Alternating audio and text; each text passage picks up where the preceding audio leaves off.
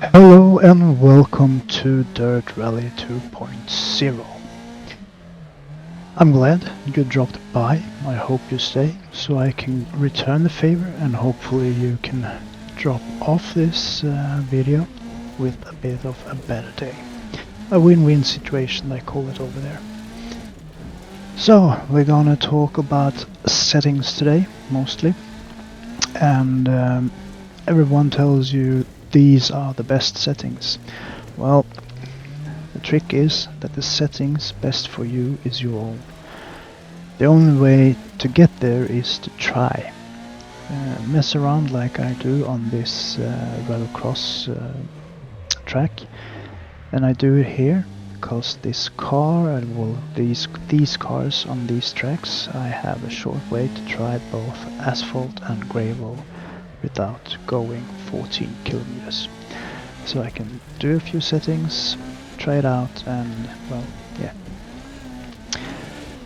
So there is one setting that will change everything for you, I reckon.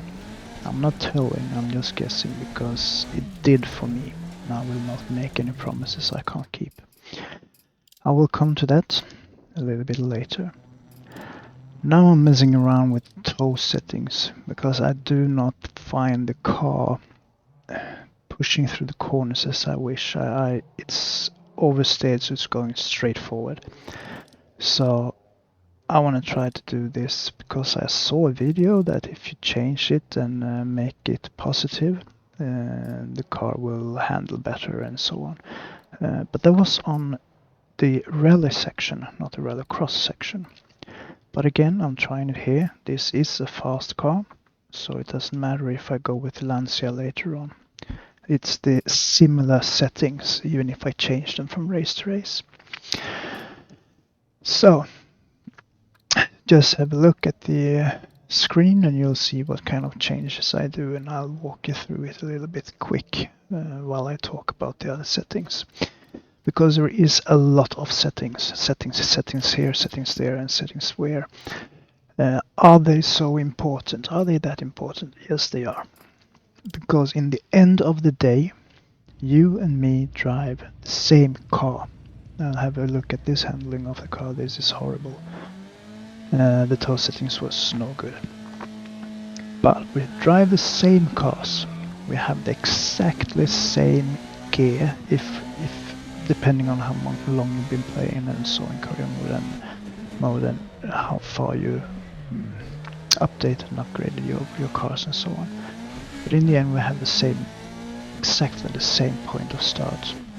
And the only thing that makes it different is how we drive the car, what lines we use, what gears and so on, and there is the settings. You can go fast in almost any track of this rally and also the rallycross if you have the right settings. And if you can handle your settings, then you will beat me most likely, because then you will most likely be faster than me if you are better in between them two. You get the drift. So yes, settings are important, and it's not just the steering, it's not just this and that, it's also down how you drive. I used the handbrake a lot, which was a waste of time, but it looked cool. Isn't that what rally is about? Looking cool. With the Lancia, a very not fast car. But I managed to even learn to drift with that one, simply just by shortening my gears. Didn't make my top speed that good, but I gathered that time in the corners instead. This car is horrible right now. I'm hitting everything I can and I'm getting so frustrated. You can see how much I have to turn my wheel.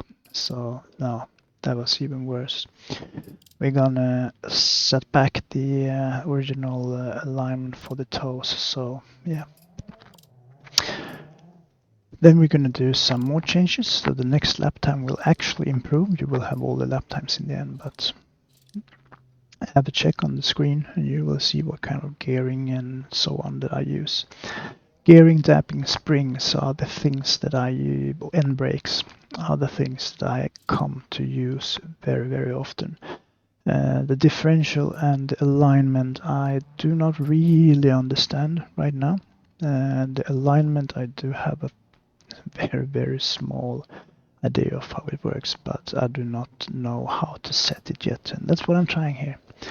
But the differential I need to study a bit more and see what it actually does, because I do not want to leave anything out, since I do understand, and hopefully you will as well in the end of this video, how important all the settings are combined.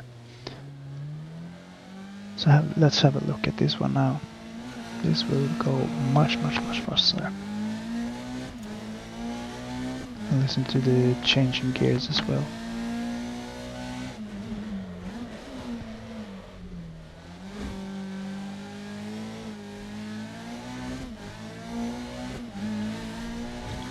It takes a few curves to get used to the settings and so on, but have a look how much I have to turn my wheels and so on. And since I can't use my ordinary shifter, the H pattern for this car, I have to use the paddles, and I do not want to have to twist the wheel like that and try to shift and so on. It's just a mess. But yeah, we're getting there, slowly, a bit better. Let's take one more lap.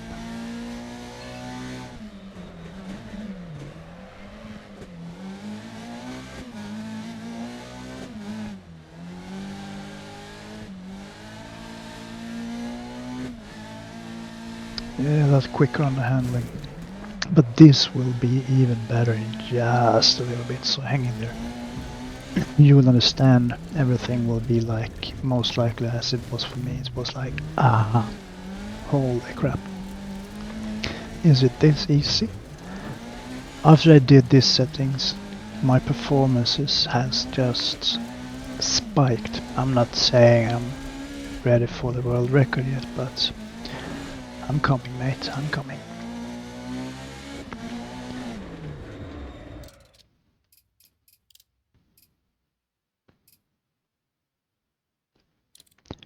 So now I'm going to go into the last settings. The last setting. Singular, not plural, sorry. And this is the setting that made everything else fall in place. If I had started with this setting, and that's the steering saturation. You see I have it on 100. We're going to change that. First we're going to go to 150. And you're gonna see that this will do everything worse. It's like being on a boat on the open sea. I can turn my wheel and nothing more or less happens. Nah, that didn't work.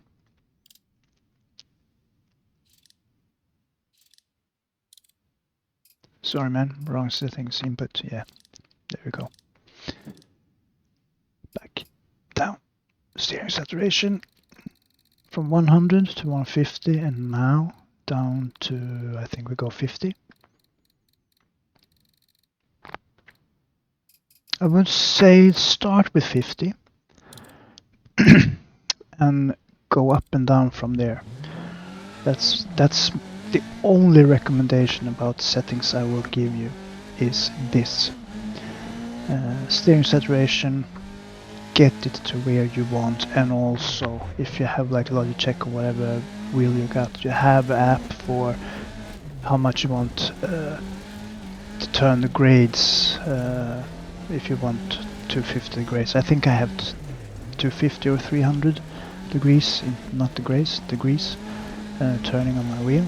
So it's 300 for now, I think, and I put down the saturations to 50, and this is a huge difference. But I'm curious, that's by nature, so let's try one more, and this is the worst of them all, I think. Well, not the worst, the first one was the first, this is definitely the second, more, well, 1.2 worst. Zero. You can't drive it. Wheel shakes and no. No. Back.